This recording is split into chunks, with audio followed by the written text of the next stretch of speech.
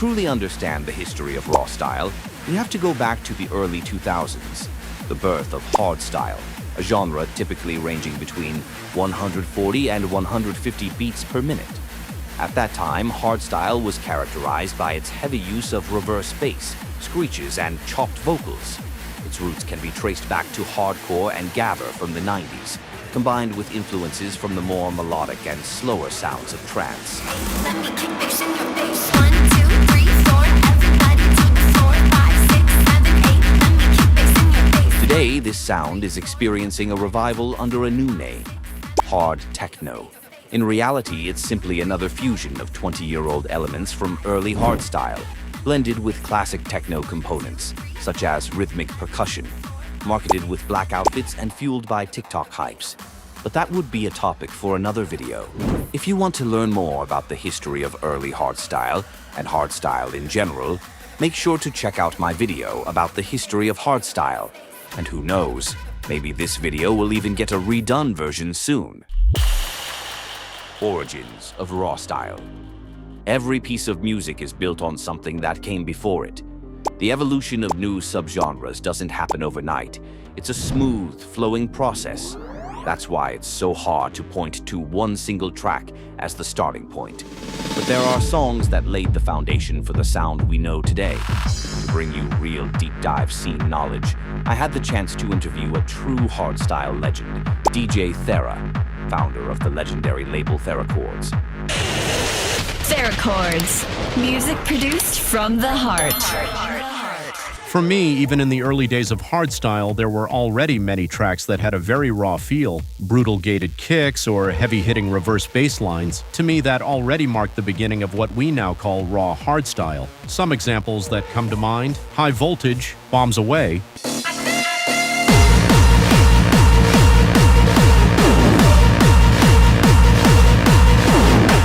Brooklyn Bounce, X2X, Deepak Remix,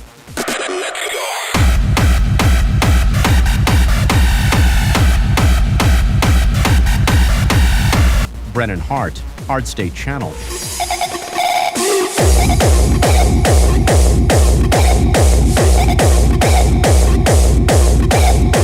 These tracks had that raw energy way before the term even existed. This is house music.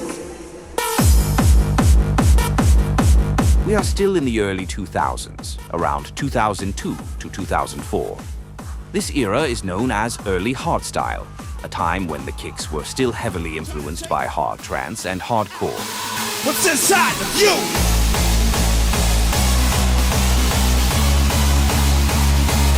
Between 2006 and 2009, a unique transitional phase emerged, the new style era. Artists like Headhunters, Wildstyles, and Technoboy rose to fame during this time, shaping the classic hardstyle sound we know today.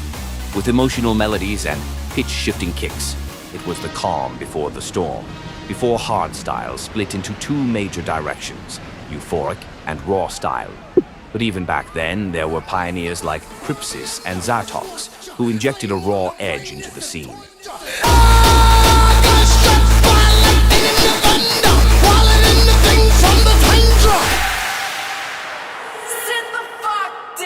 People were already talking about Rawstyle when Zatox dropped his track Rawstyle in 2010. It wasn't just a song, it was a statement, a signal that something new, something harder and rougher, was about to shake the hardstyle world.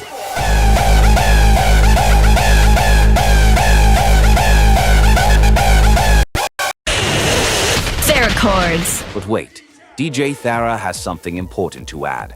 Even though the term Rawstyle gained real traction around 2010, the raw spirit inside hardstyle was alive much earlier.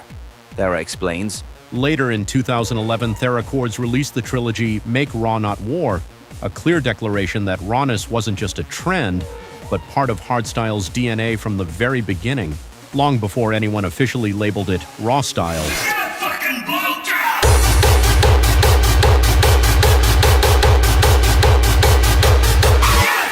Rawstyle is the heavier side of hardstyle, and with that comes a constant push for the next level. That's why it's gotten faster, more distorted, and heavier over time.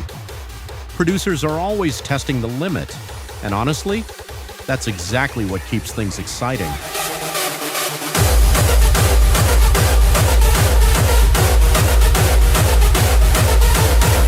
We at Theracords always wanted to explore those early raw hardstyle influences and just let the inspiration flow.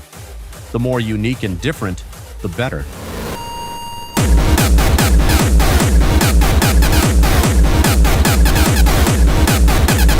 Our philosophy has always been, let artists create their own sound without boundaries, no limits, no hype chasing. That way, producers could develop their own identity and push the genre forward in a much more open and experimental way.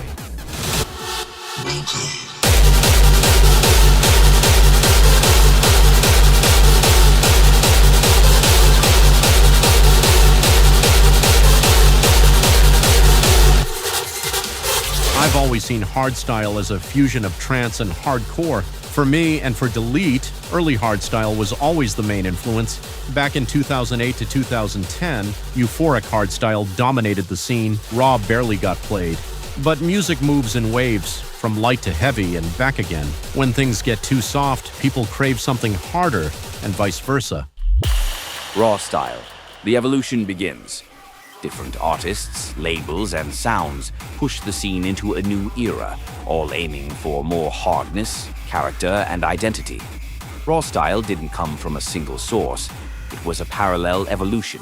Theracords and Spoontech were among the creative pioneers, experimenting beyond early hardstyle and focusing on a heavier, gated kick sound. In the DAW, for example, FL Studio or Ableton, a kick is cut off by a noise gate or volume automation after the attack phase. A reverb effect is often used to give the bass a character reminding you of hitting a metal plate. Short, hard as a rock, like a machine beat. And then a clipper, and then you got the full kick. Delete introduced a more industrial gated kick style, which at the time some referred to as dark style. Hey guys, welcome to the third edition of Loudest Favorites. These are my favorites. I hope you enjoy. Of course we do, mate. Rest in peace. A true fucking legend.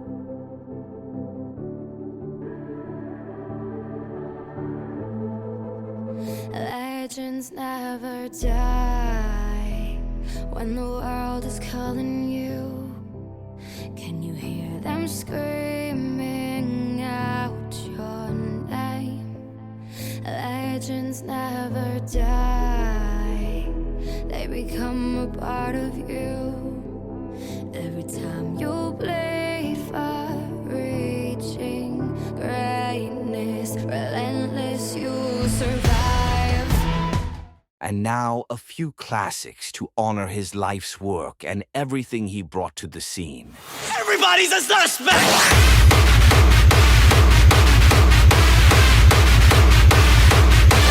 The world is yours!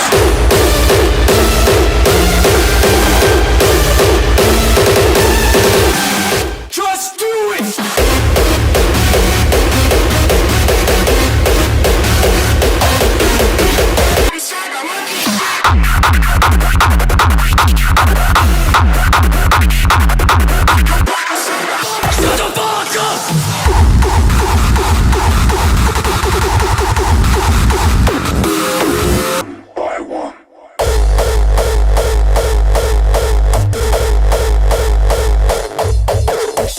Meanwhile, Minus is more explored distorted sounds early on with artists like Crypsis, Chain Reaction, and Luna. Later, Radical Redemption joined with his debut album Annihilate, bringing hardcore-inspired kicks and heavy distortion into the scene. Annihilate.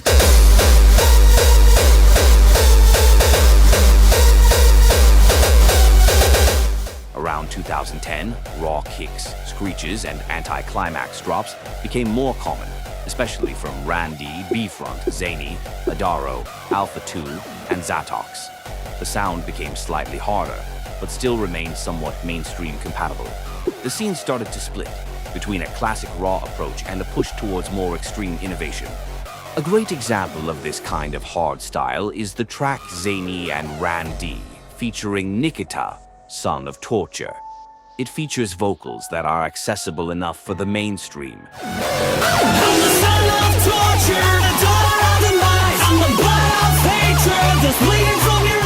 paired with a raw melody that blends screeches and lead sounds, giving the track a darker, more aggressive, rock-inspired character.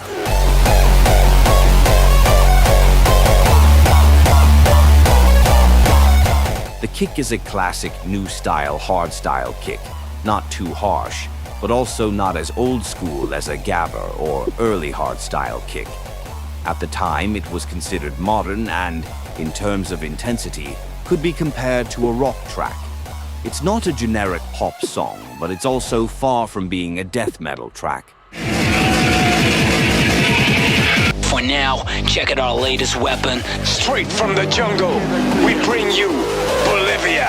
Like cocaine straight from Bolivia. I'ma give it to you with no trivia.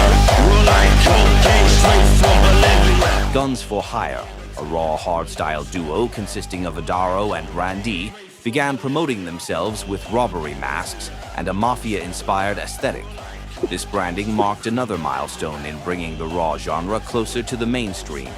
On the similarly named label A Squared Records, Alpha Squared, another DJ duo released hard-hitting yet accessible raw tracks. These featured more heavily distorted kicks and a structure that often began with an anticlimax, followed by an atmospheric melody.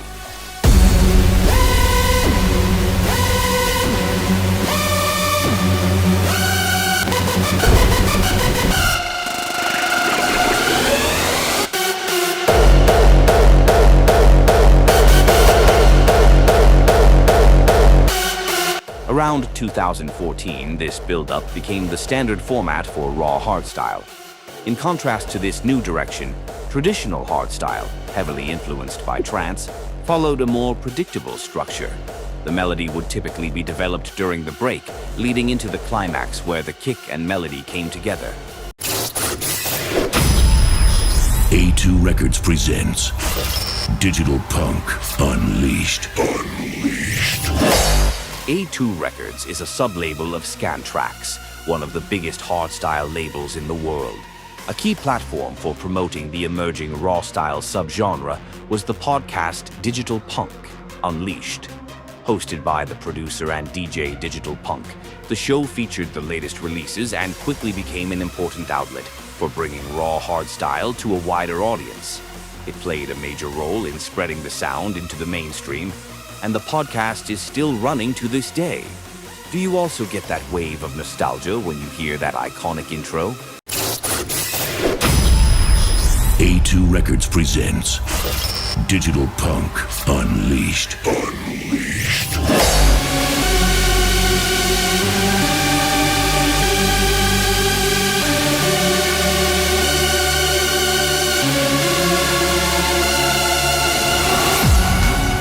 Qapital, an event dedicated entirely to raw hardstyle, launched in 2013, making it the first major event focused solely on the genre.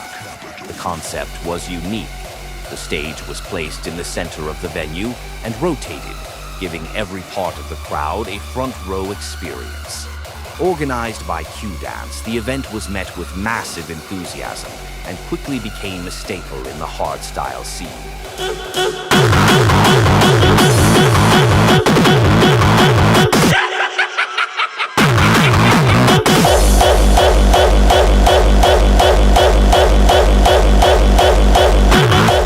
E-Force 7 was a hugely popular track, and for 2014 it was considered exceptionally hard. It made use of kick FX borrowed from hardcore, sharp, aggressive effects layered before the drop and between the pounding kicks, creating an intense, abrasive energy. The track's dark, horror-like voice and sinister laugh became instantly iconic. It resonated so strongly with the scene that 7 was crowned Hardstyle Track of the Year 2014, closely followed by a widely loved euphoric anthem from Frontliner. This moment made one thing clear. The crowd was hungry for the harder side of hardstyle, and the scene responded. More events, more raw, and more brutality followed. Another major milestone came in 2014 with the launch of Supremacy, an event dedicated entirely to the rising subgenre of Rawstyle. Hosted by none other than Crypsis, Radical Redemption, and Chain Reaction, it was a bold statement of intent. Together, performing as Militia, this trio left a permanent mark on the scene. Their military-inspired outfits and thematic stage presence mirrored the brutality of their music. Epic build-ups, orchestral breaks, and an unmistakably dark, serious atmosphere. Legion of Strength.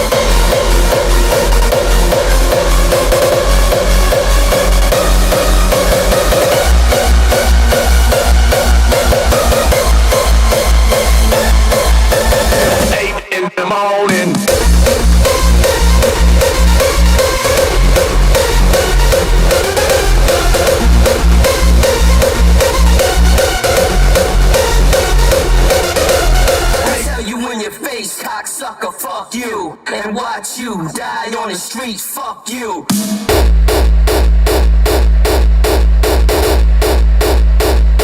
The violence wasn't just visual, it was brutal. The music embodied raw aggression, both in sound and presentation. Supremacy 2014 didn't just celebrate Rawstyle, it redefined it. We shall fucking see!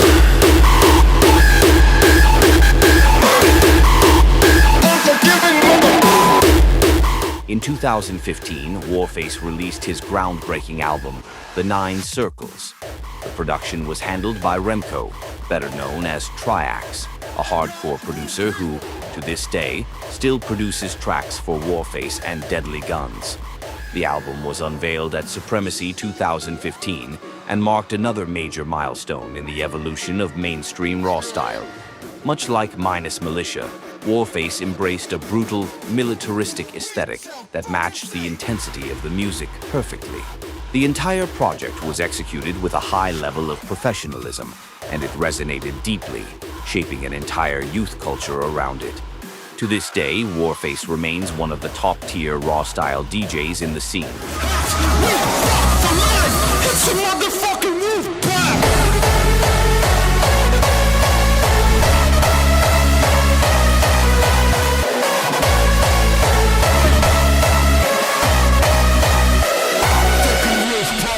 On the other side of the Rawstyle spectrum, Frequencers dropped another banger in 2016 with their album Medium Rare.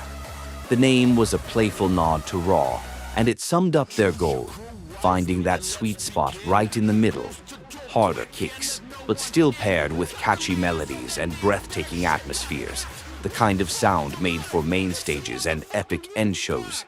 It captured the essence of what it means to celebrate with your crew and live unforgettable moments together. This style is often referred to as raw-phoric, a fusion that combines the best of both hardstyle worlds. There are many more examples of raw-phoric tracks. Who is your wolf pack?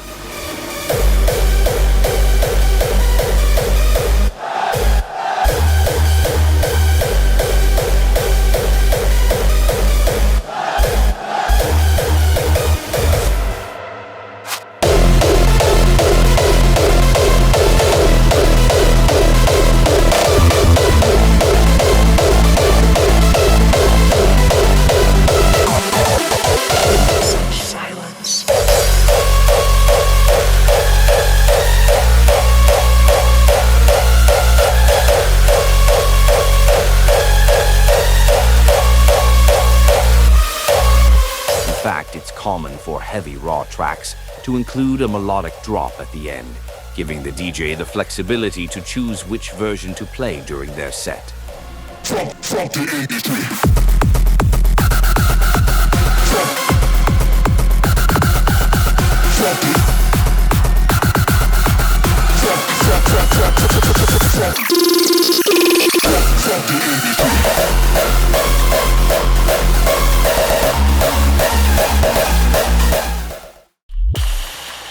Raw dance style. Around 2015, the use of kick rolls became increasingly popular in Rawstyle. A well-known artist associated with this technique is Disturb, who frequently incorporates them into his tracks. On the dance floor, the synchronized movement of the crowd, mimicking the rhythm of the kicks with sharp motions in different directions, became a popular form of expression. This stylistic element became a key part of Rawstyle's evolution and eventually established itself as a standard, especially within the more mainstream-leaning side of the genre. Payback!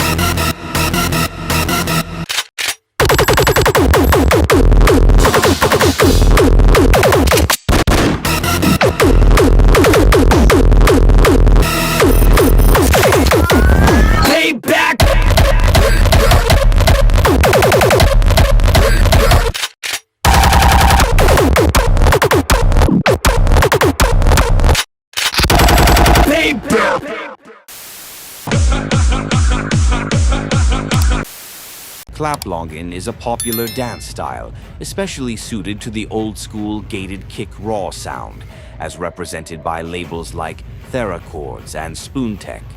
On Reddit, DJ Thera explained, Grandpa Thera here. Back in the early 2000s, before anyone even used the word hardstyle, people were already dancing in a way similar to Claplongan, although much lighter. This eventually became known as stompin'.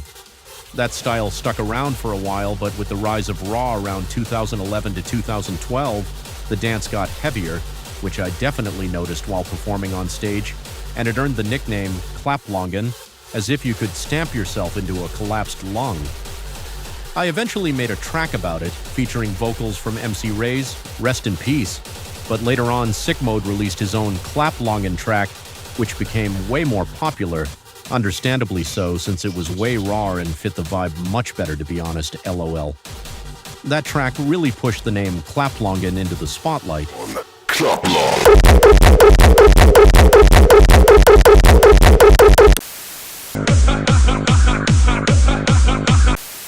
Hakkin is another dance style that often appears in the Rawstyle scene.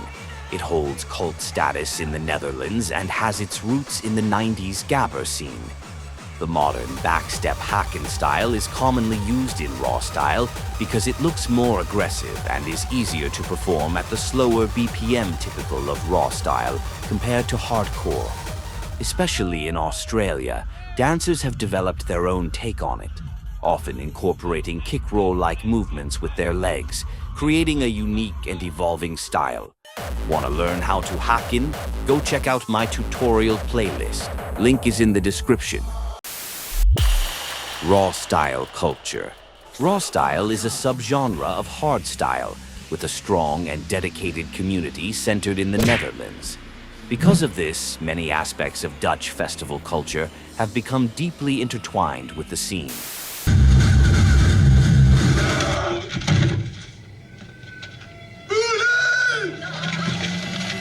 Compared to the more laid-back, minimal aesthetic of Berlin's hipster techno crowd, the Rawstyle audience tends to embrace a flashier, more aggressive appearance.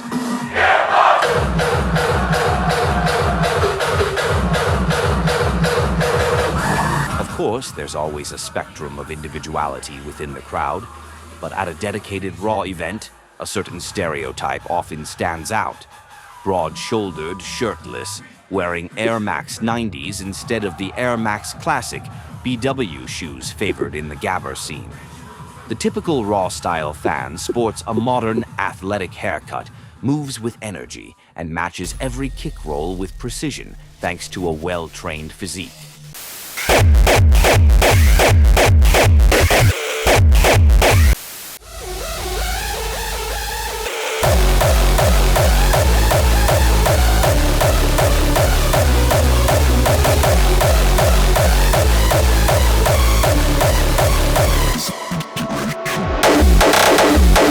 Jeder, oh, Bob gewinnt, ne?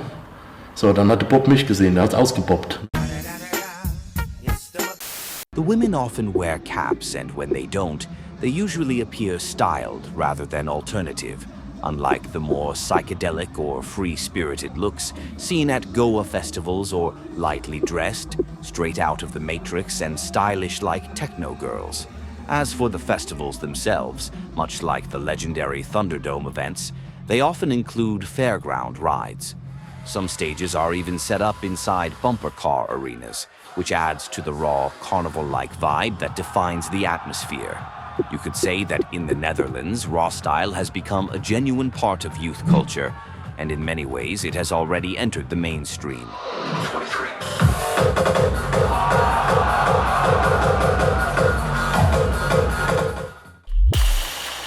Extra raw era. Around 2015, Rawstyle producers began pushing the boundaries of the genre, dialing up the intensity and experimenting with new sounds.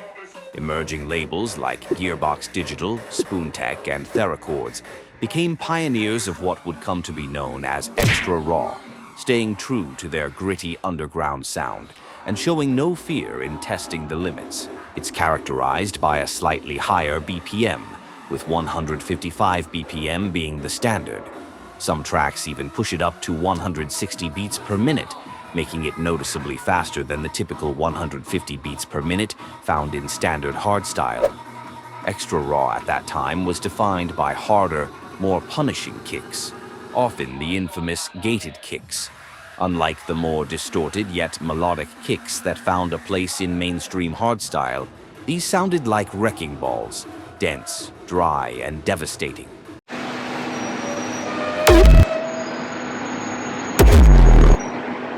The focus shifted from atmosphere to impact.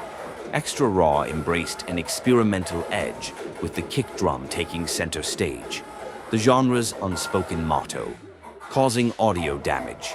Tracks like Ruler, 23 highlight this contrast perfectly, combining clean side drop sections with crushing, brutal sound design. 23.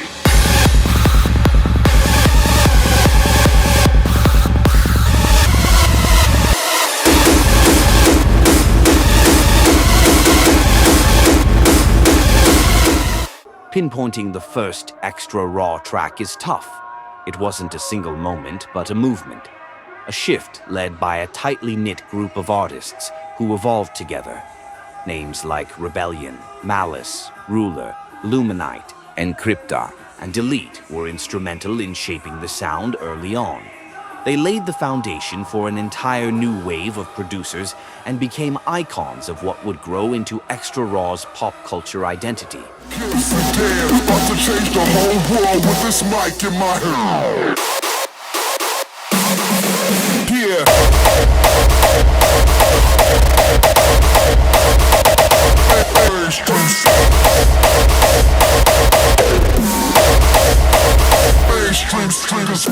And they did. Extra Raw stands as anti-mainstream, a counterculture within the hardstyle scene itself. But Davide Guarnieri, known as part of Malice before the duo split into Malice and Sick Mode, sees things a bit differently. Same passion. What is so good about Fatality? The dedication of the people that, for the most part, the people that come to this party, in my opinion, are really listeners of raw. Like they have a passion for raw hardstyle more than, for example, euphoric hardstyle or any kind of other hard music. You know, the people that come here have a real big passion for the raw. You know, which can be extreme raw, like they call it now, which for me is not the case because it's just a different kind of hardstyle, harder. And people that come here have the passion for this kind of hardstyle, so they are really dedicated. They know every track and they have a lot of fun. Suppression.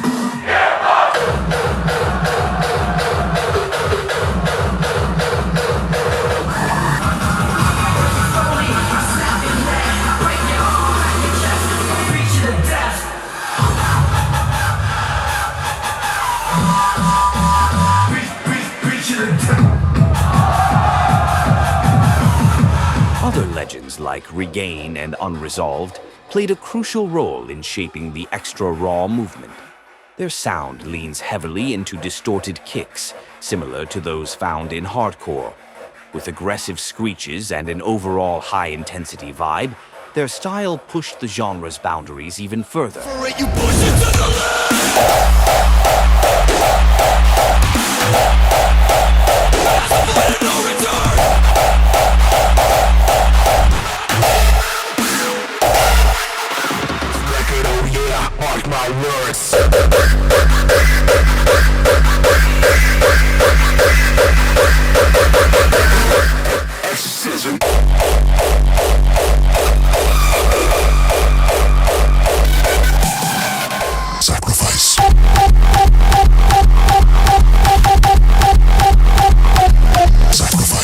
Unlike gated kicks, which are heavier and focused more on the low mid-range, distorted kicks have a sharper, more cutting character. They tend to rip through the frequency spectrum, creating that brutal, full-bodied sound that defines this branch of Rawstyle. Where gated kicks feel like a blunt weapon, distorted kicks slice through, relentless and unforgiving.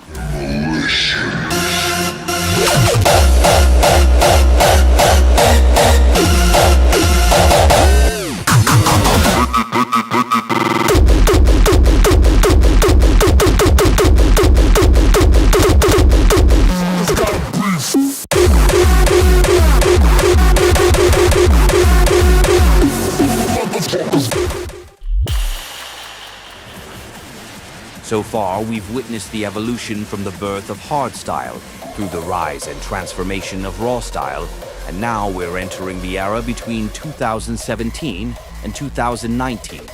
There's still so much more to explore and talk about with the expertise of DJ Thera. A huge shout out and thank you to him for replying so quickly and being part of this. But hold on, we're not done yet. I've got another legend lined up for you. To keep this video tight and to the point, stay tuned for part 2, featuring an exclusive interview with the man himself, Ruler. Hey, welcome to the record shop. Can I help ya? Yeah, I'm looking for the latest AR Gang. A brand new record by Ruler. It's got this super fat bass drum that goes. And one more thing.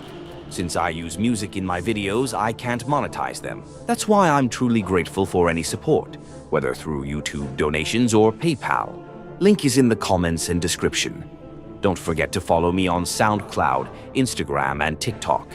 It helps me continue this work because I spend days researching, editing, and talking to various producers. If you want to dive deeper into the hardcore scene, check out my History of Hardcore playlist. And if you want to level up your Hawken moves, don't miss my Hawken tutorial playlist.